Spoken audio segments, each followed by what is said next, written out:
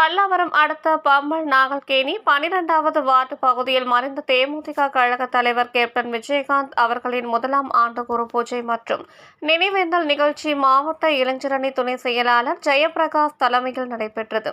இந்நிகழ்ச்சியில் தேமுதிக பகுதி நிர்வாகிகள் சங்கர், அப்புன்ராஜ், தசரதன், ஆனந்த் மற்றும் பல்லாவரம் பகுதி பாலாஜி, ரவி, முருகன் கலந்து கொண்டு மறைந்த கேப்டன் விஜயகாந்த் அவர்களின் திருவுருவ படத்திற்கு மலர் தூவி மரியாதை செய்து 500க்கும் மேற்பட்ட ஏழை எளிய மக்களுக்கு அன்னதானம் வழங்கினர்.